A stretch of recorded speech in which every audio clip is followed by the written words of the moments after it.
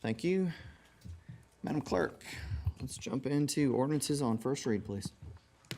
An ordinance amending Chattanooga City Code Part 2, Chapter 10, relative to administration and technology fees.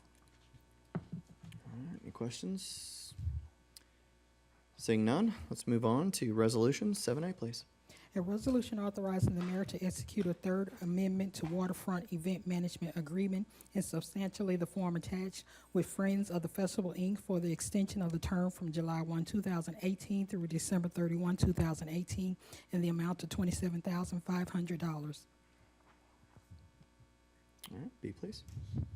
A resolution amending resolution number 29336 to correct certain clerical errors in the economic impact plan for the M.L. King Boulevard development area.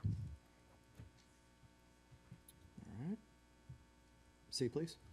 A resolution authorizing the mayor to sell one surplus 2003 Chrysler Town and Country minivan previously used in the operation of the Chattanooga Hotel to Chattanooga LLC, a Tennessee limited liability company, for $3,250 to facilitate the sale of the Chattanooga Hotel. All right, I see no lights, but Ms. Madison, would you mind coming up for just a minute?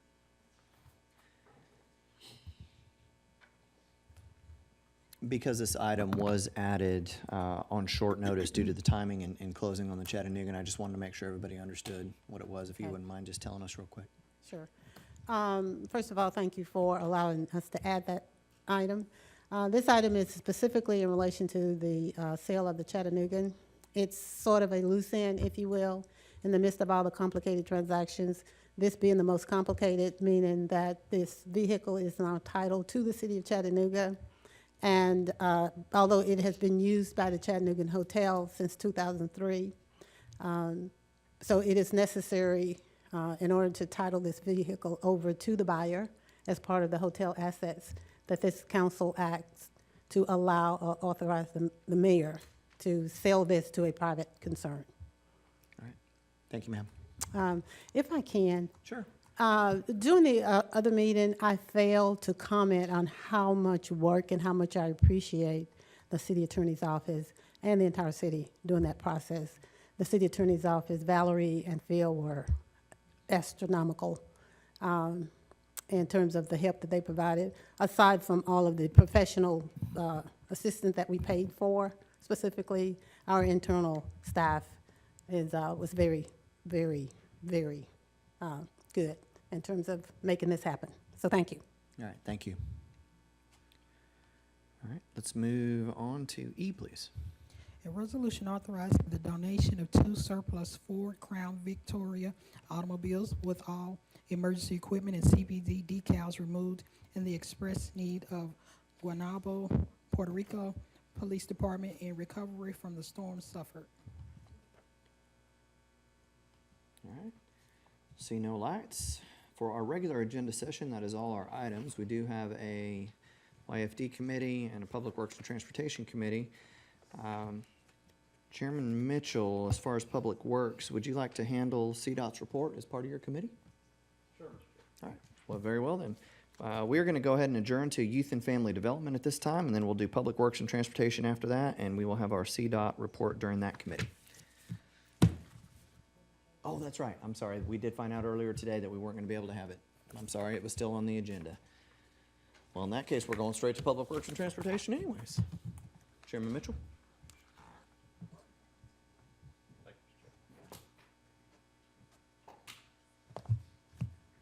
Got to get approval of minutes?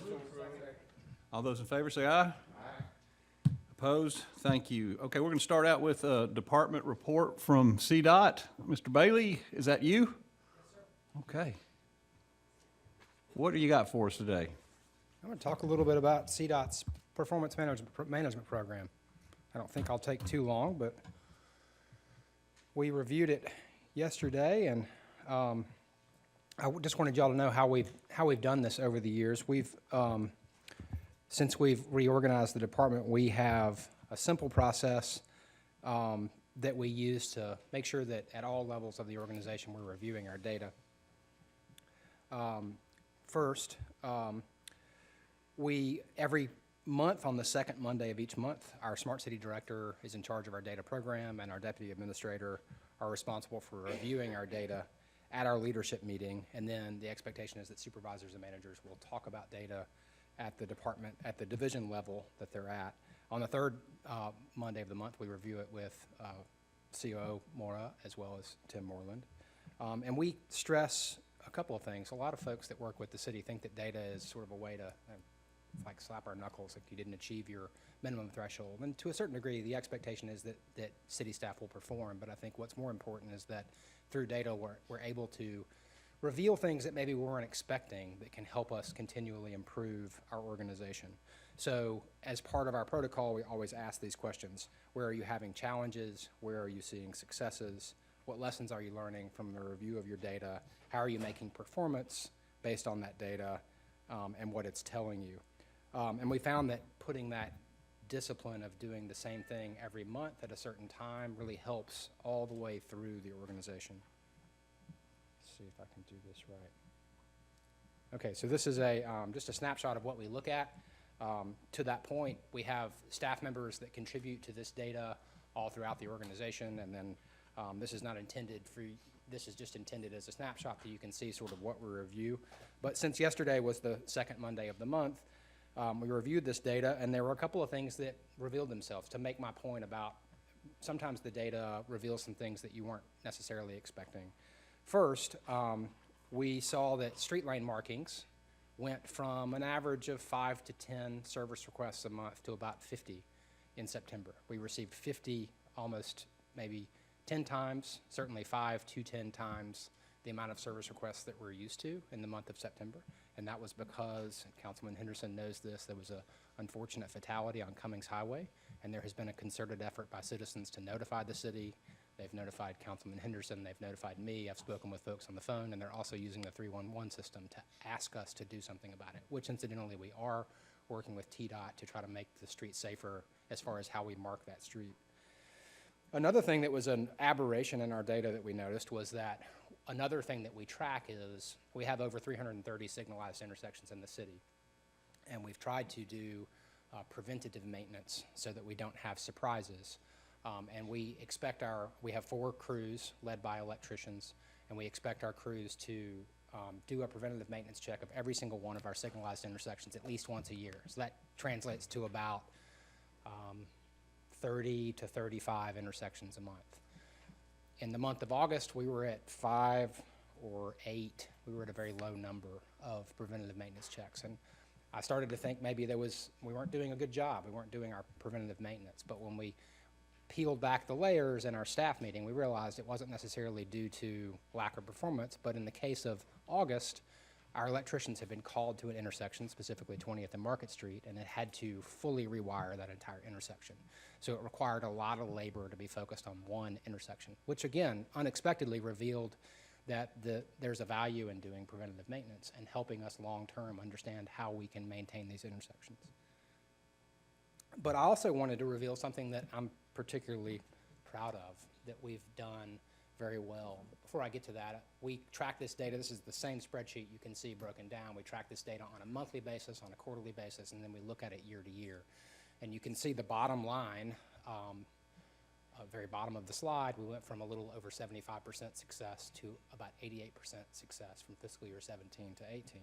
This is the performance data that we track related to service request performance. That percentage is number of service requests that we successfully respond to within the time allotted for that particular service request. And you can see our fiscal year to date on those service requests currently for fiscal year 19 is 96%. So we've gone from a little bit better than 75 to 86 to 96. Our goal is 90, so we're achieving our goal. A couple of years ago we weren't. And again, from my initial point, I think what's more important than the actual number is what are we doing to adjust our performance and make sure that we're doing a good job. And I think this shows the graph over time. The blue chart shows the service requests that were on time. You can see there's some dips in that curve, but continually it's going up. The red curve is sort of a regression line that shows the trend over time, and you can see the improvement.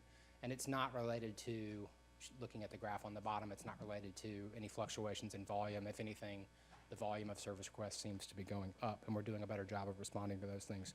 There's 4 things that we've implemented in the last couple of years that I think, this is all our staff that have resulted in this improvement. First, when we first started managing data, we had over a dozen metrics that we were trying to track. It caused us to not have focus on how we looked at those performance metrics.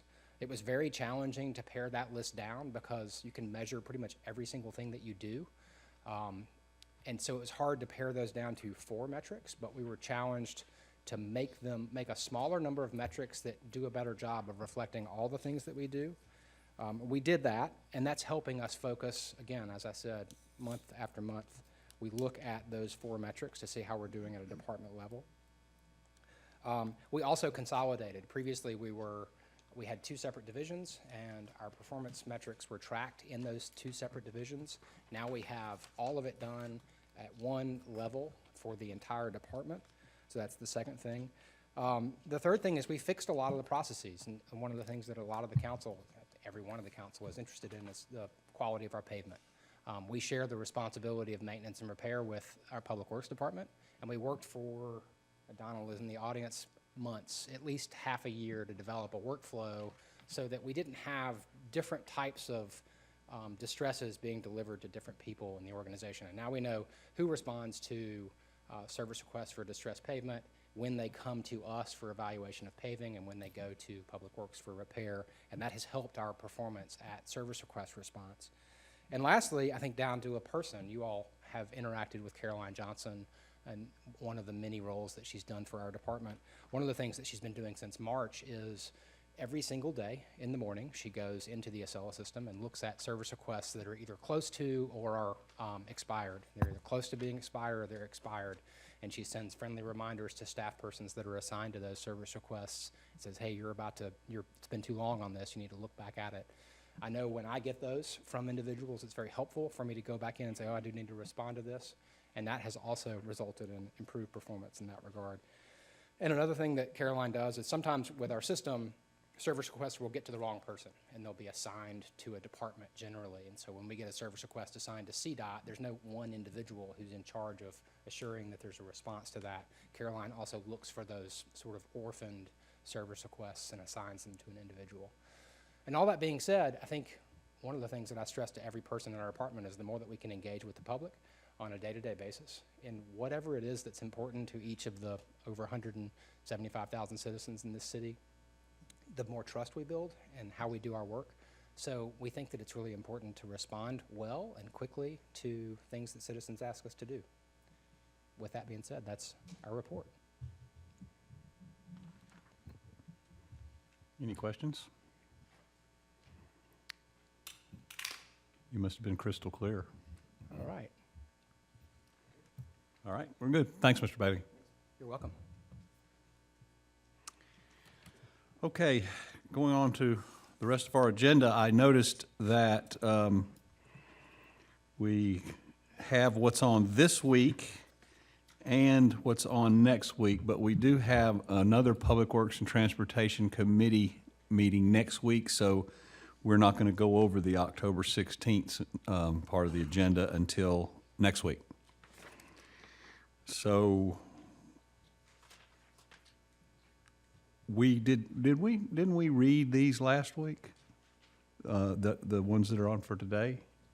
We did. So really what we're here to do is to finish up talking about 6L, I believe, isn't it?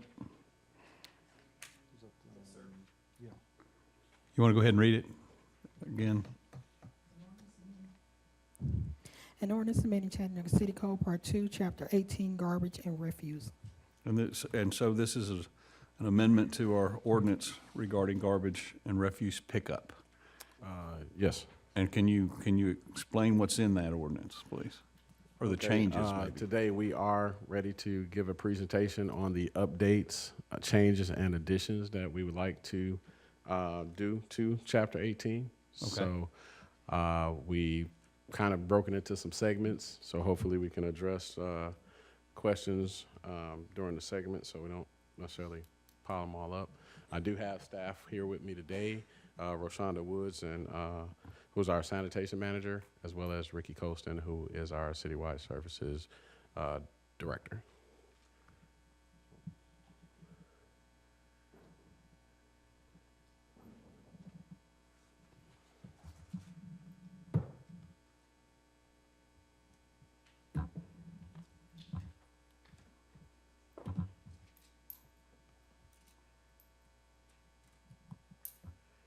Good afternoon, Council. Good afternoon. As Donald stated, I'm Rashonda Woods, the sanitation manager for the Department of Public Works. And I would like to propose some changes to our Chapter 18 as it pertains to the garbage and refuge.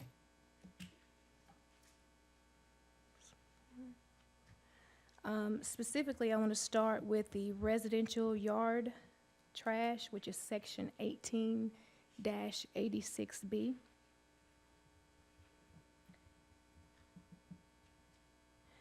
Currently, there is a need to provide yard collection services to constituents who reside within the city limits of Chattanooga, whose yard waste does not exceed 8 feet in length and 18 inches in diameter. Currently, residents are unable to use this service if work is performed by a contractor. A large number of residents are unable to perform their own yard work or simply don't have the time to.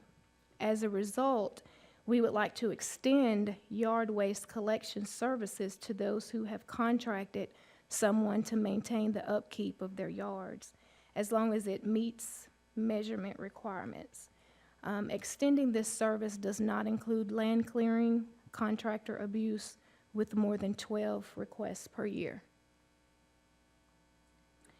And just to highlight some of the issues that we have had in the past from contractors, they're performing yard work in the county and bringing it to city addresses for service, and that's an issue. And the solution to that would be to limit the yard trash collection to 12 within a year. This is not for regular residents. This is just specifically there as a go-to reference if we do find out that this is contractor abuse. So I wanted to make that clear. And it's basically stating that we will service from contractors as long as it's within the 8 feet in length and 18 inches in diameter. So this is just a kind of a picture of some of the issues that we've had. You see this is a mixed pile. What you don't see is under that pile, there's a lot of huge tree stumps. This work was clearly done by a contractor. It's actually on a blind curve, but a humongous pile that would have required some type of equipment to move it out to the street. This will be excluded. I'm not trying to have us pick this particular pile up, but as long as it's within the acceptable measurements of 8 feet in length and 18 inches in diameter, we will certainly service it. Are there any questions before I move on to the recyclable portion? Councilman Henderson. Thank you, Mr. Chair. Go back to the abuse. I guess there's one thing I'm not clear on. Go back, whoa, right there, where it says yard trash collection will be limited to 12 at one single property within a consecutive 12 months.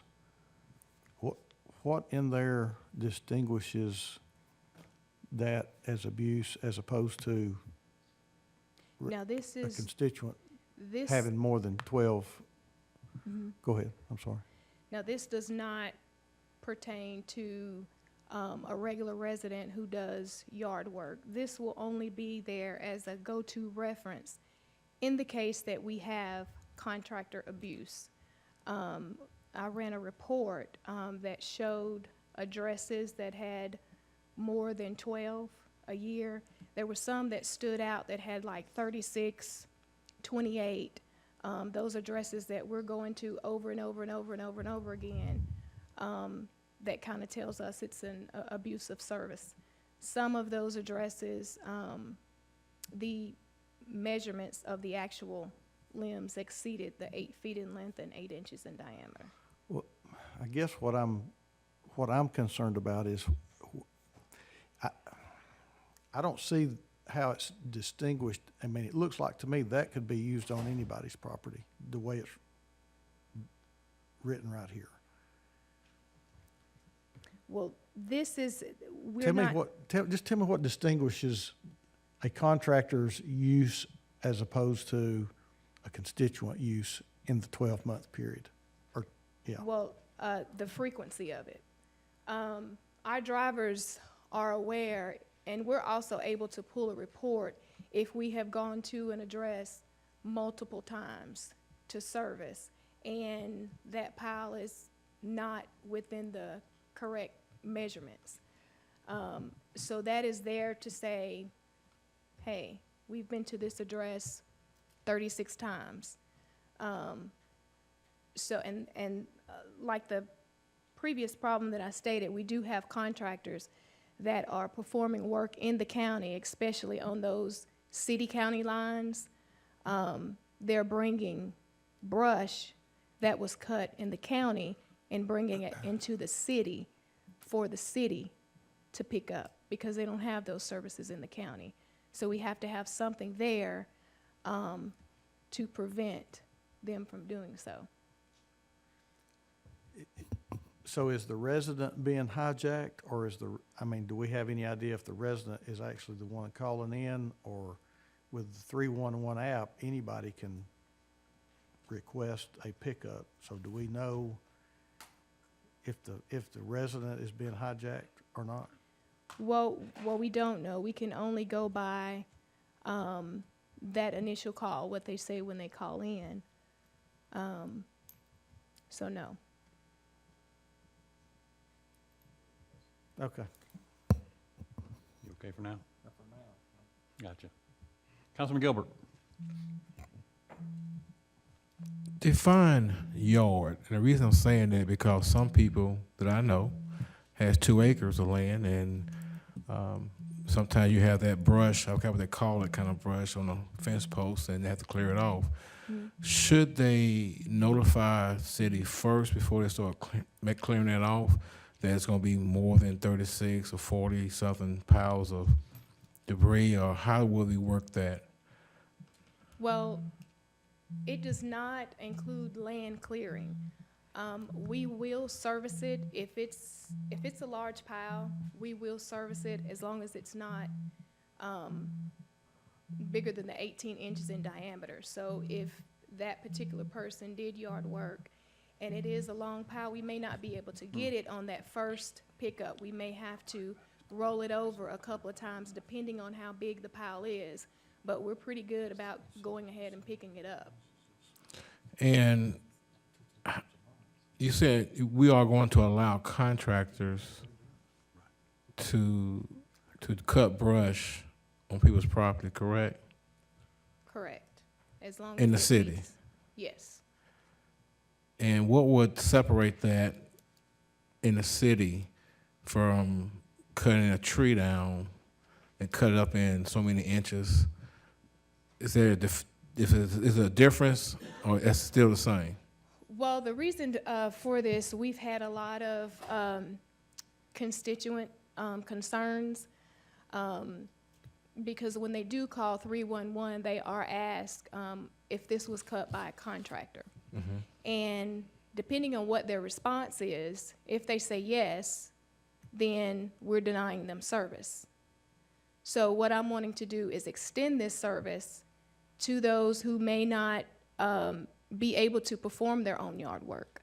You may have someone that's in need of special services and had to hire someone to cut their, to do their yard work for them, or simply don't have the resources. So we shouldn't deny them service if they're unable to perform the work themselves, because right now we are denying them service. So what I'm wanting to do is extend the service to them, especially those that may live in communities where you know, they don't per se do their own yard work. They have contractors that come in and do the yard work for them. And they pay taxes as well. So we should be able to extend those services to those constituents as long as it falls within these measurements. The reason I'm asking that, because I have some constituents that always say, why can't I use a contractor? So they're elderly. So we're doing that, we're lifting that, so they're able to contact a contractor, say, can you cut this brush for me? Correct, And put it out. correct. All right, appreciate it. Thanks. Okay. You okay, councilperson? Okay.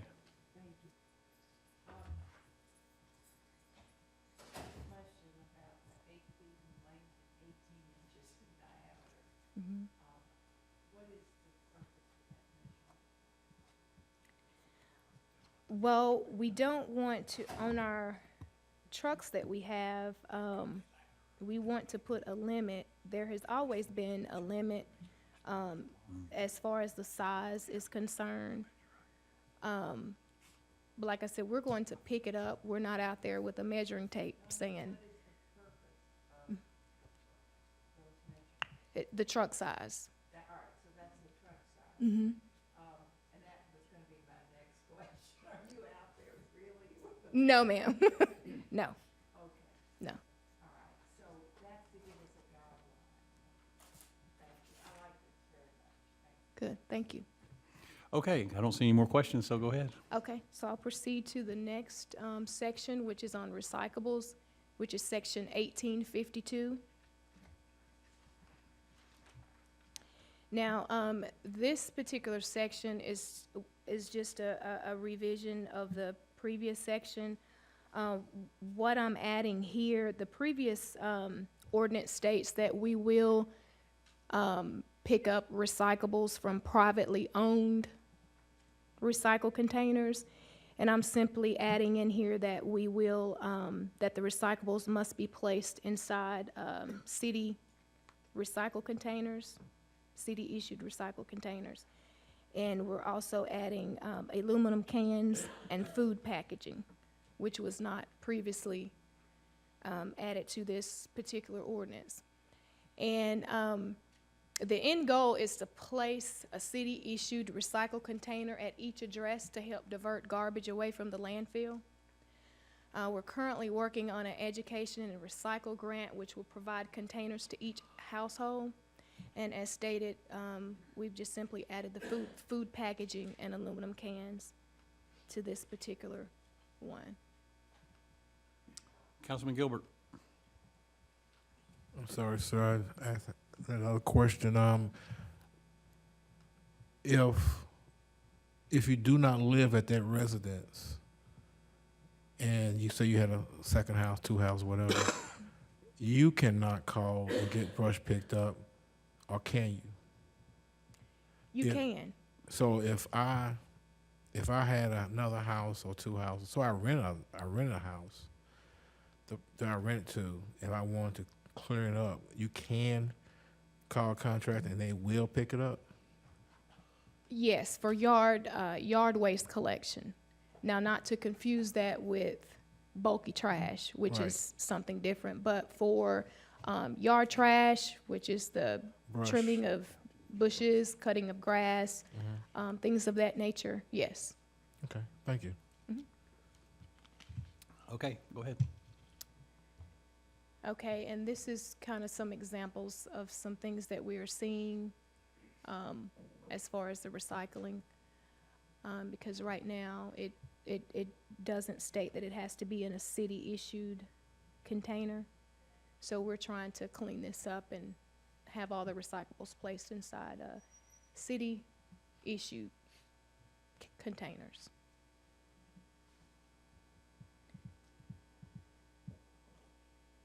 And I'm going to pass it on to my director, Ricky Colston, which will bring us to the next presentation for the Central Business District. Are there any other questions for me? Don't see any, thank you. Okay, thank you. very much. Good afternoon. How are y'all doing? Good afternoon. What we'd like to do in Chapter 18 is to add a section in 1848, which is, there's an A and a B, and we'd like to add a C. And the C would be for the central business district is what it would be for. What the city shall collect refuge from the central business district or comparable areas as determined by the director on a regular schedule or established by the director of the public works or his or her designee. The central business district is generally defined as the core business area of the downtown Chattanooga's specific boundaries shall be established by the director on an annual basis.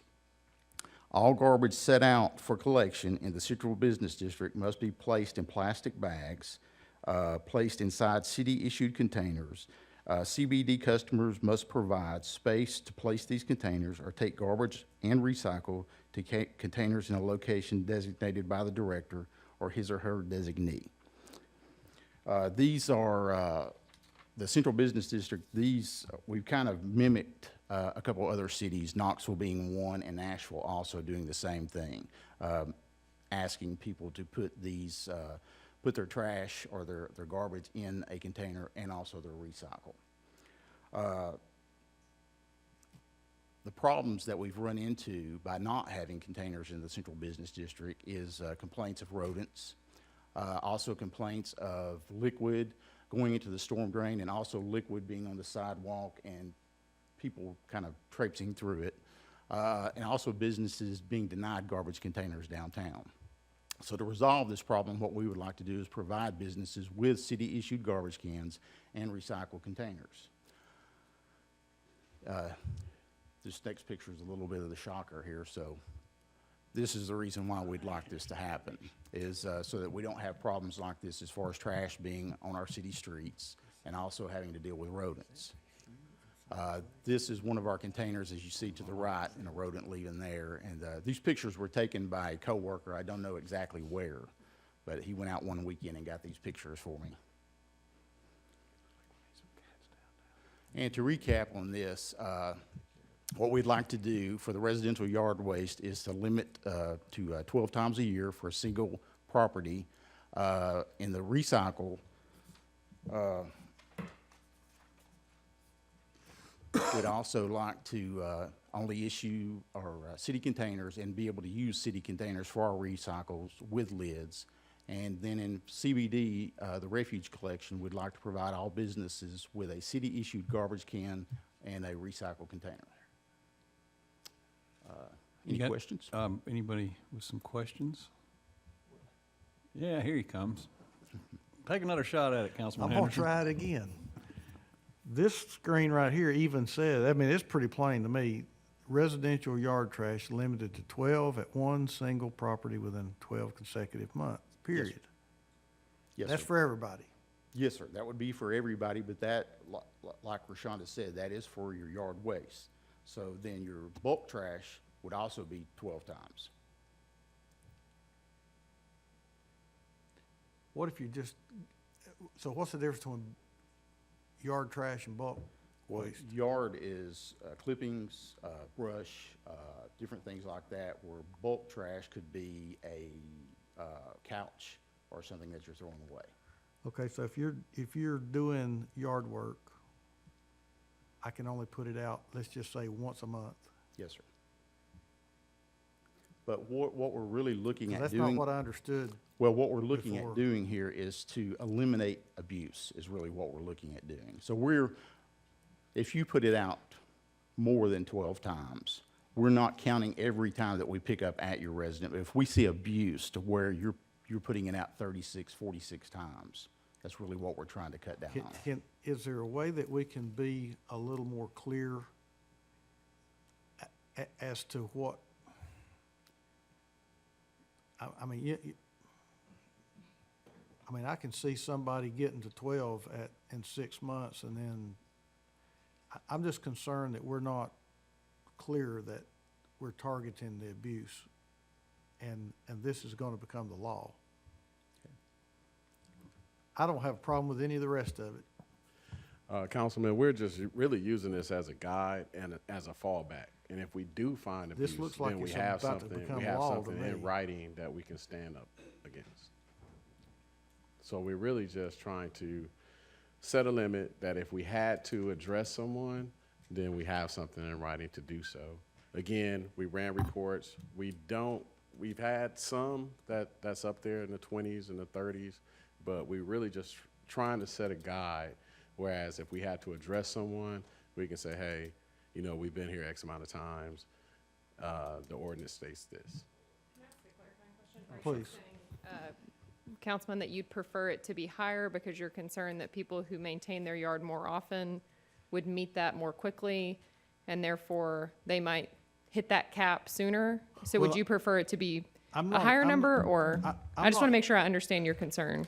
Okay, I first thought we were trying to target abuse by people, maybe even bringing the yard waste into the city. Yeah, that's what we're trying to get at. Is there a way that we can define it in a way that gives us a little bit of leadway? I'm not necessarily arguing with 12 with the contractors doing it, but I'm just saying the regular constituent that's putting his yard waste out there, or her yard waste out there, being limited to 12 times a year. I'm saying, is there a way that we can distinguish the 12 here that we're talking about for the abuse as opposed to the 12 that a constituent is gonna have to live by now? Yeah, I think the concern is it would be, I understand what you're trying to say. You don't want someone who just clips their yard more often to meet that cap and then Yeah, get in trouble when In they 6 really months- aren't. In 6 months, they've got 12 times, and then they're being told, we can't come to your property Yeah, anymore. we can take a look at the, because we know how many times we visit different people and what the kind of number for a chronic offender would be, and we can go back and take a look at it. But I think, especially with this, we're basically saying that you can have a contractor perform that service for you if you're elderly or whatever, you know, or that's just your choice. And so it gets harder to differentiate that. But I understand your concern, and we'll be glad to take a look at it. And I don't have a problem with us picking up the contractor's clippings out there from somebody that can't do it. Yeah, I'm just concerned that we're limiting kind of the average, Yeah. if there's such thing as average citizen, the constituent, we're limiting them now to 12 times a year because. essentially we're- once a month, right? Yeah. Yeah, I understand. Thank you for the I'm just question. wondering if we can distinguish and still enforce the abuse end of it while allowing a constituent that needs, you know, twice as much. You know, they may put it out twice a month in a 12-month period. Yeah. I don't want to penalize them trying to take care of the abuse problem. Yeah, I understand. I think there is, we may have to think about it a little bit. I understand your concern. Okay, thank you. Thank you. Okay. Councilperson Burrs. I'm not sure this is you, Donald, or whether it's Dallas, but I was looking at the downtown refuse collection, and that's in just public cans or private cans. What about restaurants? Are they required to have, what happens with their garbage? Right now, Councilwoman, their garbage, if they do not have a can, is just placed on the curb in a plastic bag. So are they required to have a dumpster? No, ma'am. They are not required to have a dumpster, I think, unless it's over 7 residents downtown, then they're required to have a dumpster, but no ordinance is there for them to have a dumpster. It's just because they're a restaurant. No, restaurants. No, ma'am. Restaurants are not required to have a dumpster? No, ma'am. Okay, well then so a restaurant could have all of its refuse in cans and piles and stuff? Yes, ma'am. Right now, it's in piles. We actually service the Central Business District nightly, 6 nights a week. Okay, well then I guess I really do have a question. When we have restaurants out Hickson, or we have restaurants out Brainerd Road, are they required to have dumpsters? I think it's just a personal choice, but they're Oh, not. is that part of them being allowed to do it, Brian? Or let me tell you where I'm coming from. We have a problem in some of our neighborhoods, very nice neighborhoods, backing on roads like Brainerd Road, East Brainerd Road. I mean, I could go on because there are main arteries there with rats coming from restaurants. And it's my understanding that the restaurants are required to have dumpsters, and that that's not the city's problem, that's the dumpster company's problem. Is that not true? Yeah, and the problem with downtown would be the logistics as far as having dumpsters for every restaurant, where you would put those. So we're giving special services. So, huh? Okay, so where I'm going with this is to accommodate downtown. We're gonna pick up their stuff and alleviate a rat problem. Yet we're not doing that out in my district. Well, what we're really doing is we're just alleviating the trash and the recycle from being on the curbs at night. The trash is picked up at night. We actually have a trash truck that comes through at midnight and picks up all of downtown. So by it being in containers, this would hopefully help with the rat situation. I don't think it'll completely eliminate the rat situation. So. But also, it'll be off of the sidewalks. So because of downtown being more dense, we've made the decision that they should get regular service. I don't disagree with that, by the way. What about the complaints I get for trash piles out the other side of the ridge that nobody seems to care about? How does that get fixed? I mean, is anybody looking at that? Yeah, Councilwoman, if you have specific places, I'd be happy to hear about it. And we care about it, and we will take care of it. So if you just let me know, and I'll be glad to take care of it. And Rashonda, if you have, you were getting up as well. You know this much better than I do, but obviously we care about your district. And so we're happy to be helpful in whatever context we can. Okay, it's been my understanding that restaurants were required to have dumpsters. And when stuff spills out of them on the street, that's not the city's problem. We have to send notice to the dumpster company. That was what I heard from the city attorney's office, I think. So if that's not true and we can do anything to clean up some of this, that would be really helpful. Yeah, restaurants and other people, residents, everyone is required to keep their refuse in a certain place, certain container. So if someone's not obeying that, then there's definitely things we can do. And so, yeah, like an overflowing residential trash can Right. is the same as an overflowing dumpster. So there's definitely, that is absolutely true. All right. Thanks so much. Yeah, my pleasure. Councilman Ledford. Thank you, Mr. Chair. When we're talking about the bagging of clippings and whatnot, I'd asked this in strategic planning last week, I believe. So basically, private contractors mowing grass will now be able to leave it on the side of the road or side of your property If it's bagged, if it's bagged. yes. So whose responsibility will it be then to the homeowner to come home at 6, 7, 8, 9 o'clock at night, call 311 and hope it gets picked up in a day or two? Or whose responsibility will it be to notify that it's out there? It should be the homeowner's responsibility. They hired the contractor Yeah, I was to afraid do you the were going work. to say that. Yeah. Okay.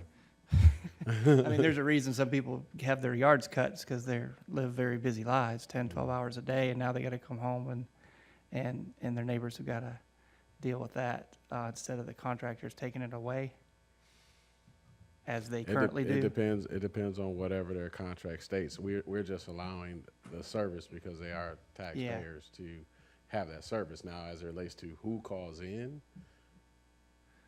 we would hope that individuals would maintain their property if they hired the contractor. Okay, And if they tell the contractor to make the call when they're done, I'm not sure how that relationship. So right now in neighborhoods, I believe everyone takes it. I don't see a lot of, on yard cutting day, I don't see a lot of black trash bags lining the streets. Most of the time, 99% of the time, I see the bags in their trailer taken away. That's part of their service. So now all of that is going to now be dumped onto the side of our streets every week.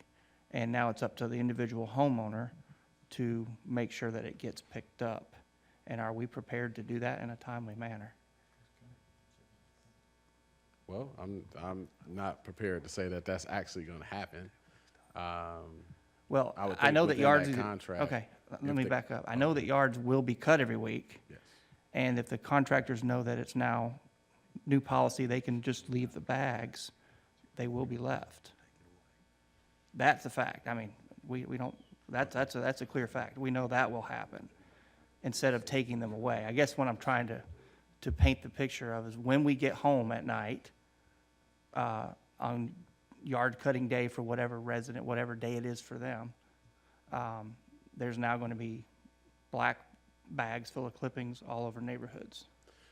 Well, I guess I would like to say that this, I guess, change to the ordinance, that potential was always there. This is not given a free-for-all. The resident could call in, and if their contract with the contractor was to leave the bags, they had the right to call in and get them collected. So it's not, I would say, opening Pandora's box. It's always been that way.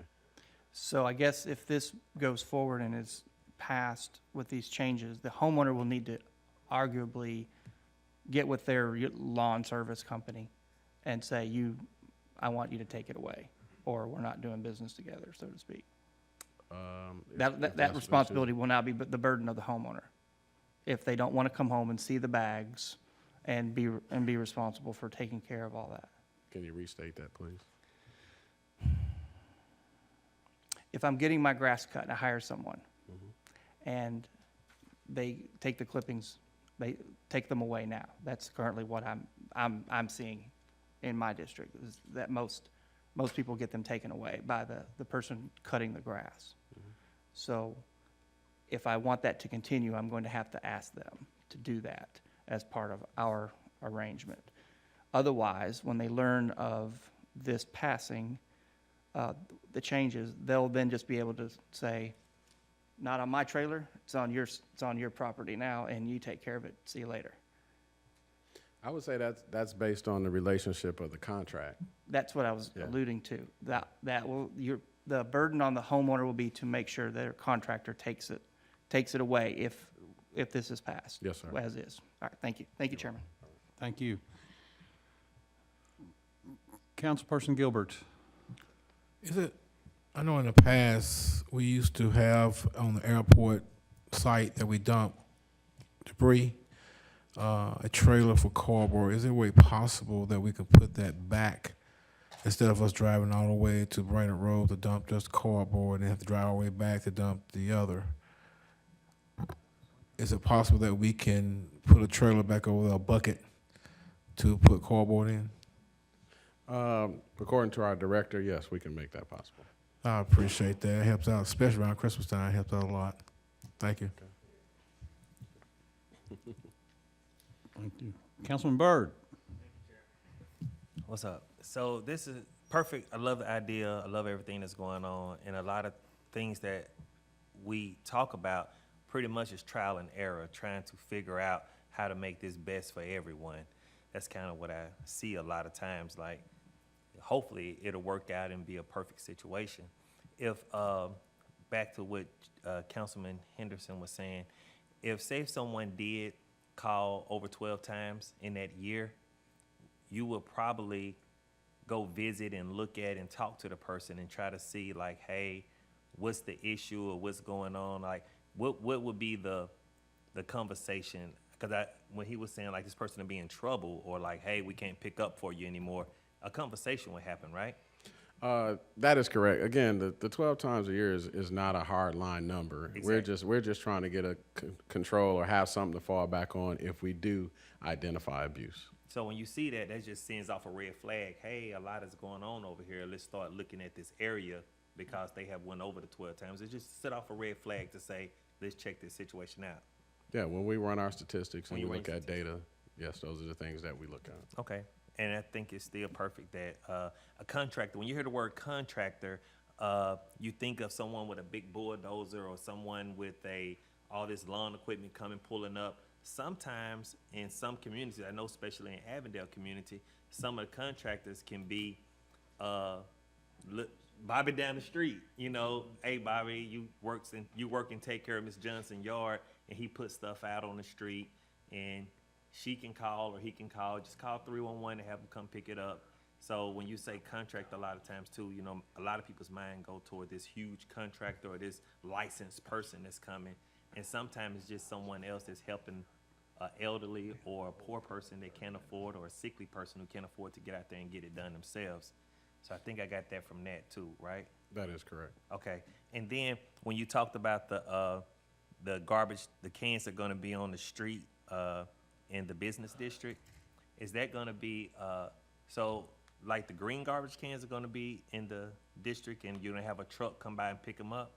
Yes, sir. Okay, will it be like during the daytime, you know, our downtown is very crowded. I've said things about parking and different situations. Will they have a time to put it out, like say, hey, you put it out the closing business of day or something like that, or will it be in the morning, or how would that work? Have you thought about that situation?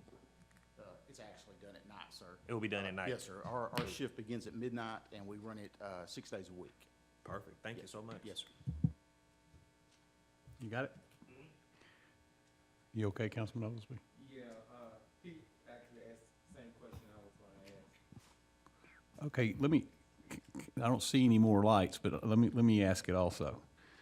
What is it gonna look like downtown? Where are these garbage cans gonna be during the day, and what's gonna force the folks to keep them inside and then bring them out at night? Or I'll tell you where I'm coming from. In North Chattanooga, part of the District 2, a lot of these cans, and some of them are not only the garbage cans, but the recycle cans, they never leave the street because maybe the house is up the hill, and you know there's streets lined with these cans 7 days a week. So what are we doing to just not replace the plastic bags with a garbage can downtown? Well, in the ordinance change, it's a requirement that the businesses have a storage away from the street for the containers.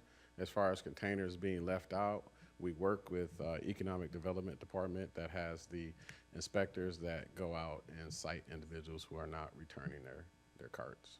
So there'll be a consequence to folks trying to leave their garbage cans out on the sidewalk downtown? Yes. Okay, thank you. Councilman Byrd has something. This is some probably way off subject too, not really. Do we have an ordinance or something in place where people can't leave garbage cans on the street? Is there some type of, we do? I'm not aware of it. I wouldn't either, thank you. Under 18, decided at city court, decided They at city get court. cited to city court? Oh, boy. Yeah. I don't know that I'd wish that on anyone. Any more questions?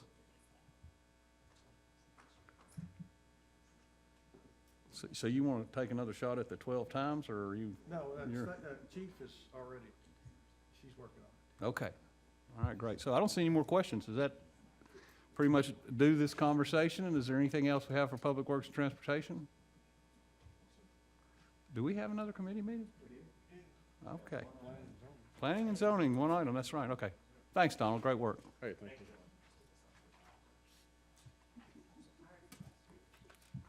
You coming over here? Okay. Oh, come on over here.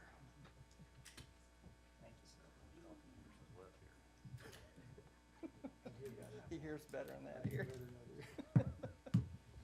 Good afternoon, everyone. Welcome to another exciting edition of Planning and Zoning. This week, we have one special item that we will discuss. Thank you very much for that. Need a second? Thank you very much. Minutes are approved. Good afternoon, Mr. Schultz. Good afternoon. Hopefully this won't be as chaotic as last Tuesday. We had so many cases to go through. That was a lot. That was a lot in 10 We were minutes. efficient. We were efficient, but we had an item that we need to discuss today. So you want to go ahead and walk through us? Yeah, this is actually a case that's deferred till actually next week, but we'll go ahead and discuss it today. It's 2018-169 to lift a condition off a previous ordinance, 13110.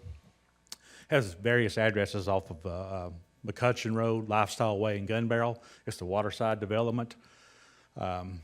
This picture is somewhat current. It's not current as of today, but it's off Napier Drive.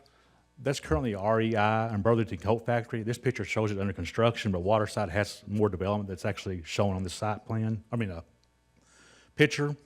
So the condition is, there's a condition on this piece of property, actually the right-of-way, to lift the condition of a closure of a left turn lane, a left signal arrow onto Napier Drive. It's currently a church. It's just at the bottom of the screen here. But everything around this is commercial and office uses. And to the west, you have I-75. And across I-75, you have commercial and restaurants and hotels. Waterside is to the north of the screen. The little brown roof building is the church. They're the applicant. And the condition applies to the little circle here. That's a left-hand turn lane and a signal on the Napier Drive. This is a view of Napier Drive. You can see Schaffer Road. And this is a view looking straight into Napier Drive. You can see the traffic backing up here. That's the signal light and the left turn lane. Another view of that turn lane. It's currently zoned C4 and MXU. This is all the waterside development. When this is rezoned from MXU to C4, council placed a condition on this property. And that condition reads, due to the additional traffic issues that will be caused by the development at the intersection of Schaffer Road and Napier Road during Phase 2, well, that condition wasn't clear what Phase 2 meant. I believe that meant when REI and Burlington Coat Factory was constructed, this condition would kick in. The intersection must be reconfigured to remove the eastbound left turn lane and the left turn traffic signal, to add a dedicated southbound right turn lane, and to alter the traffic signal phases in order to mitigate the impacts. This is not it's not a zoning issue. This is more of a traffic or CDOT issue, but because it's a condition, it has to come back through, and we're charged with presenting the case. But as part of this, there was a traffic study done by the applicant. That traffic study was submitted to CDOT for their review. CDOT recommends not removing this condition. The traffic impact study that was submitted by the applicant presents a recommendation that potentially mitigates the challenges with this traffic and safety at Napier Drive, Schaffer Road, and the off-ramps from I-75. The city will continue to monitor the conditions within the corridor, but reserves the right or the authority to require the condition 11 be enforced, which would be to close that left turn lane and a signal. Just to give you some comments on the infrastructure. The property does currently have 2 points of access, one from Napier Drive and one from Shalford Road. The one onto Shalford Road is not signalized, so that could cause some problems. So closing left-hand turn lane onto Napier Drive would leave the existing access point on Shalford Road as the primary access point, but it would not be served by the signal or protected left turn lane. Staff recommends to deny the request, basically leave the condition as is. Some of those reasons are given Napier Drive's close location to the interstate off-ramp and its close proximity to Lifestyle Way and Gun Barrel Road, and the high traffic volumes in this area at peak periods. The traffic study was requested. Again, CDOT has reviewed that request, the traffic study, sorry. And so basically it says because the water side's still developing, the CDOT wants to leave it up to their authority to choose whether to close that traffic lane or signal. So staff recommends to deny. And I believe Blythe may have some more comments on this. Yeah, if you don't mind. He can answer the questions if Yeah, asked, but it's not a zoning issue. Right. We have expertise in. Yeah, Mr. Schultz, yeah, that's great. Thank you. I was going to ask Mr. Bailey to come up and give us the CDOT perspective.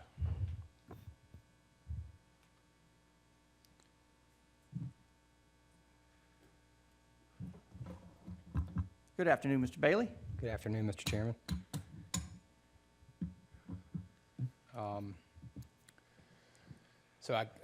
Brian said most of it.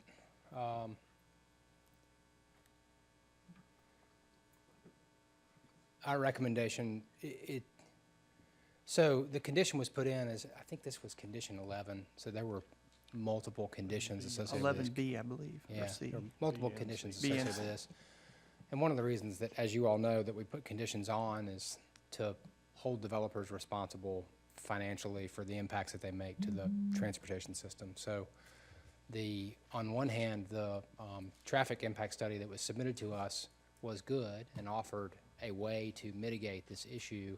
It's not the only way to mitigate the issue, and removing the condition doesn't do anything except remove that responsibility of the developer when the zoning was changed to mitigate this impact. So it removes our flexibility to hold that developer accountable based on what happens in the future to mitigate the situation.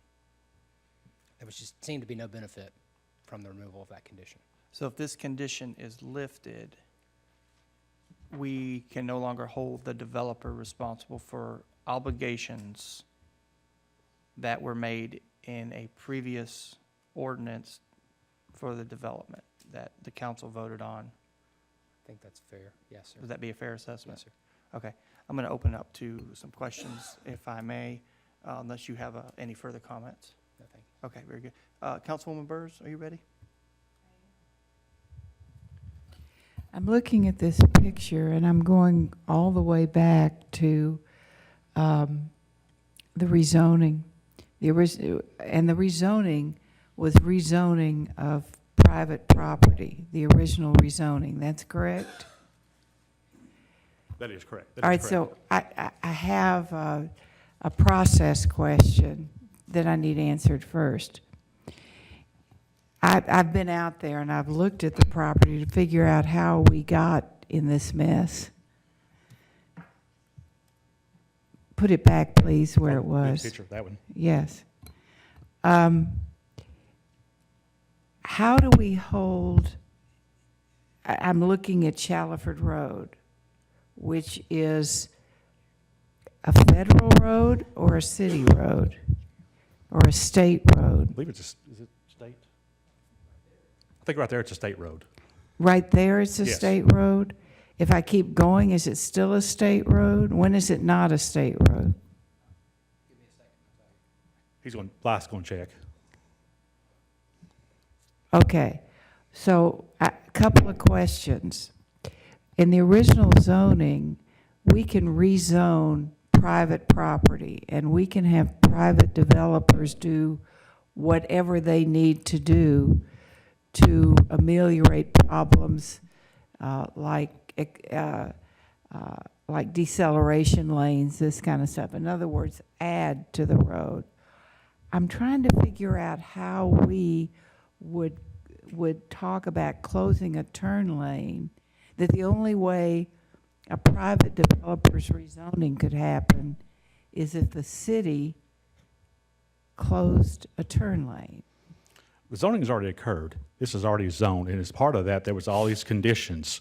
And I think that's the problem. When it says phase two, when phase two occurs within the waterside development, that turning lane and signal has to be closed. That's what I'm saying. So I'm not sure how that got. That's not the developers. That's what we're saying is, how did that attach to the developer? That was at the council level voted. And I think that's the Well, applicant. council voted not because of our experience, but because y'all presented something to us for us to vote on. My understanding from planning commission, this condition was not on there. It was added at, I guess, the meetings at city council, because we're not traffic experts. Right.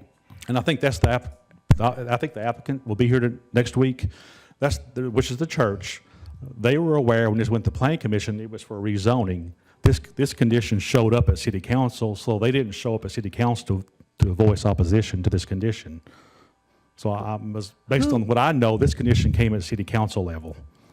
All right, so you're saying that one of my colleagues, whenever said, you know what, I think we need to close a turn lane. I think so. That council person is, Don't look at me, Brian. I was actually, no longer a council person.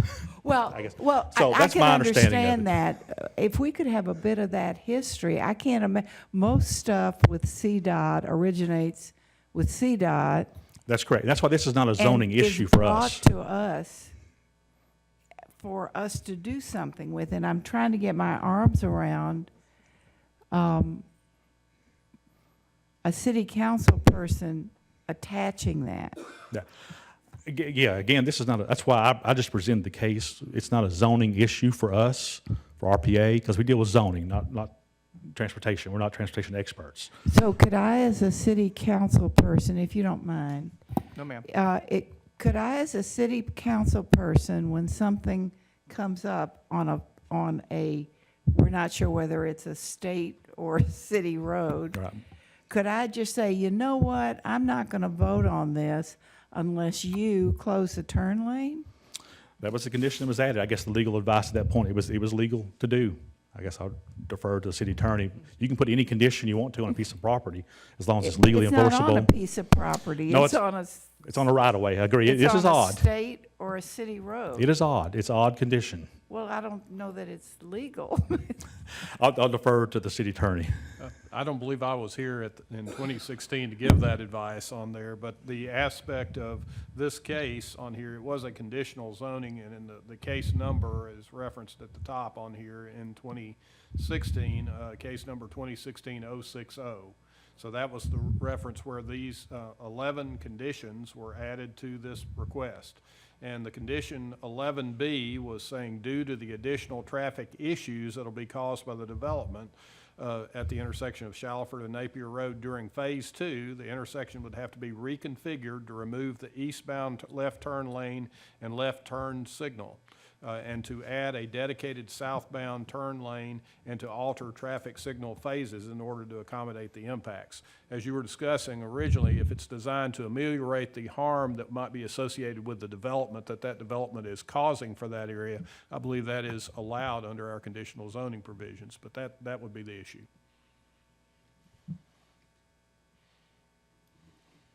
Okay. Are you good for now, Councilwoman? Absolutely not, but Feel let me free to- try. I'll try and rephrase free it a to little chime bit in later. again. Yeah, no problem. Chairman Smith. Thank you, sir. Phil just answered one of my questions, which was, what is the actual language we're talking about lifting? It's on the screen today. Okay. So by lifting that, Brian, the photo you have up here is far outdated. Yes. So right now, if I'm not mistaken, that road goes all the way through. There's no dead end cul-de-sac does. now. It services. Let me go back to, yeah. These come off Google and Bing Maps. I know, I And it know. goes all the way through. And I think that's the opposition at Planning, there was opposition at Planning Commission to this request, which is from the waterside development. Okay, so just to make sure I fully understand, because we have had significant changes since this was originally put into place, closing or lifting the condition of closing this lane just means so we leave the turn lane. And what impact does that have on the rest of Napier Drive that has now been extended, it now services that entire area that's been developed and still some more development to take place potentially? What impact does it have beyond that turn lane? I guess I'll defer to Blythe on that. Sorry, Mr. Councilman, can you repeat the Yeah. question? If this condition is lifted, what impact does it have beyond that turn lane? Meaning, does it affect anything on Napier Drive beyond that? As far as, can it still function as it currently does today? What other impacts does this have that may not be completely spelled out in this language?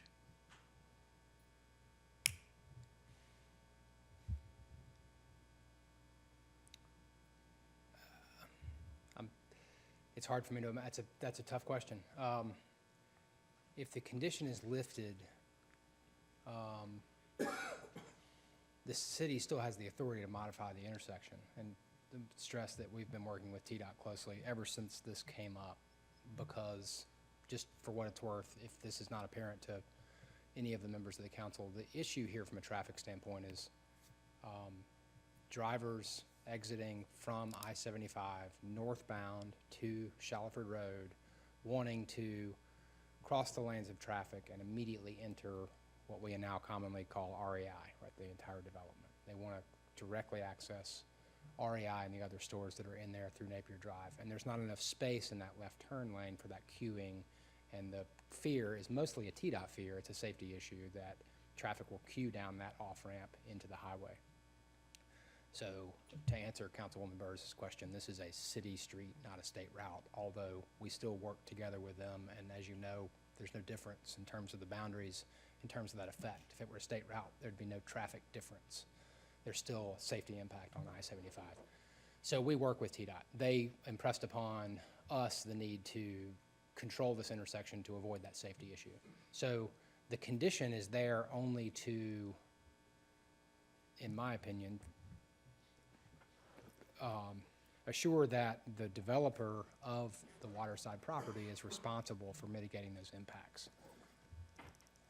So I don't know that there is a impact from what you're talking about, regardless of whether the condition is lifted or not, because we still could and probably would make some modifications at some point if there was a problem of that traffic queuing up down into the highway. Okay, so let me rephrase the question just a little bit. I mean, the first part of my question was, what impact does this have north of Shallowford Road? Okay, as far as leaving it open or not. I mean, I understand traffic, but does it have any impact on the current development or future development? And I'm hearing maybe, maybe not, but really this is just a traffic pattern change. So I'll ask the question differently. If this condition is lifted, is the city going to remove the lane anyways? Right now, no. We have looked at the traffic and think that it's not causing an issue that justifies an immediate change, although we had issued a letter that indicated we thought it would need to be done. Since this has all come up, we've looked very closely at it, and TDOT has also agreed with that position.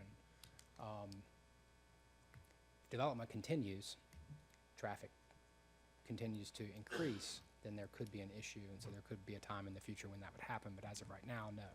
Okay, so whether this condition is lifted or not, the city still reserves the right at any time in the future, if deemed necessary, to remove that lane, That's right. right? And CDOT's position and our recommendation is removing that condition does not help the city. It just takes the responsibility away from the developer to make those mitigation changes. Okay. And by the developer, in this case, Developer who happens to have the condition on their property, which is the on that waterside property, road. so it's the water side. So if anything is developed that is not that property, that's not to their responsibility. Right. Okay. Thank you. Thank you, Mr. Chairman. Oh, you're welcome, and thank you. You were hitting on a note that I was looking for clarification on. If no one else has any comments, I'll jump in for you, Mr. Bailey.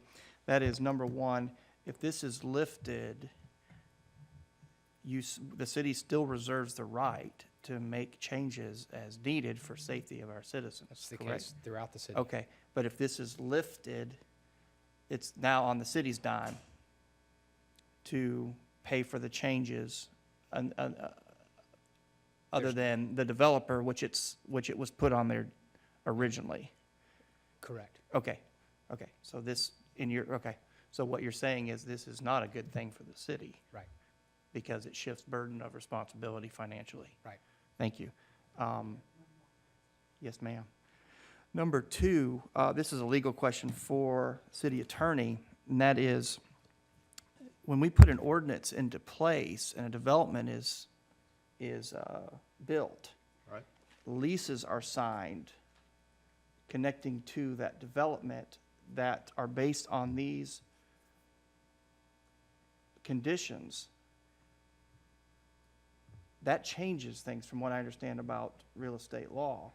That could send a whirlwind of side effects happening that could possibly be detrimental to the entire project, as it now critically alters lease deals. And if so, can the development come back and hold the city financially responsible for millions of dollars worth of lost lease money because we essentially changed a contract that they move forward to build on their contracts? And I'm trying to play a little bit of lawyer here, but you have to work with me. Sure. It's apparent that whenever this development was done initially in 2016 here, the initial request was based upon a phased development, because they were referencing that there were some things that would be done during phase one and some things that would be done during phase two.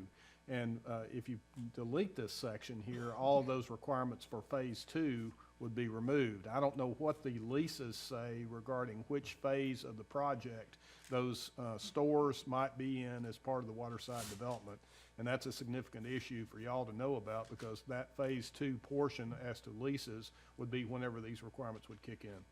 Okay, well, it is important, and that's why I bring it up, because I have been made aware that several leases are connected to these conditions, and there is some great concern about the financial stability of this project.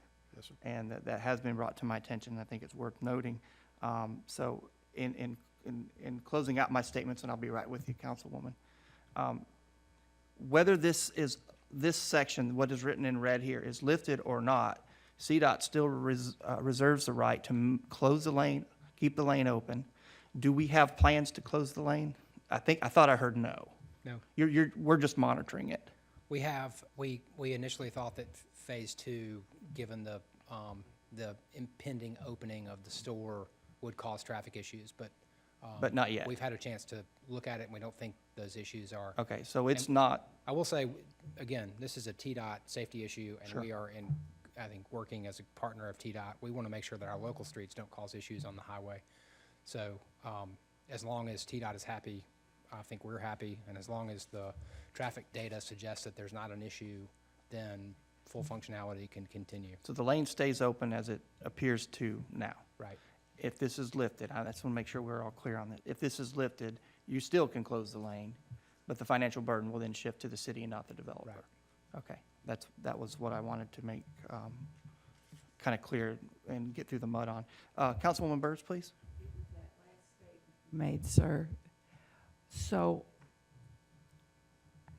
if we lift the condition, then the financial burden of reconfiguring the road would pass to the city from private responsibility. Is that what you said? I may say it slightly differently. There currently is a condition that obligates the developer to mitigate the traffic impacts. Removing that condition takes Oh, away okay. that obligation. Mitigate, you mean, right now, they have to come in the middle of Shallowford Road? And how would they mitigate? Well, developers work in the right-of-way all the time, so they build sidewalks, they modify signals, they add intersections, they build streets, that we would issue them a notice that phase two had been achieved and they need to make the corrections that they're bound to do. So when you're saying mitigate the suspected danger or lack of safety in the area, they would have to do, see, the something else is all on Shallowford Road. I can't figure out how a developer can come out in the middle of Shallowford Road. What was the thinking that the developer would do? That's what I'm not getting my arms around. Understand that if we lift the condition, you always have the right to come in, or TDOT, to get rid of that lane. I get that. Regardless you always have that right. What I'm not getting my arms around is if the developer bears the expense, then it has to be on developer's land. No.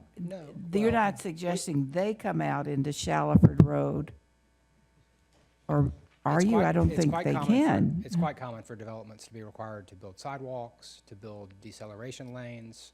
Oh, to build- okay. This is All right, I this see what is you're saying. not a normal situation because it's a significant traffic impact, but it's not dissimilar from developments all across the city that are required to make improvements to the right-of-way. So we could say almost, if you were trying to get a win-win, we could say, okay, we'll lift the condition so long as you put in sidewalks, or could we do that? I'm not sure that's a question for me. I think the planning commission and the city council, I hate to use this term, negotiate conditions frequently, and oftentimes there are conditions that are added for approval, or various things are subtracted and added. That would be a question, I think, for this body to ask itself. However, that would be appropriate. You have something in mind when you say correct the situation.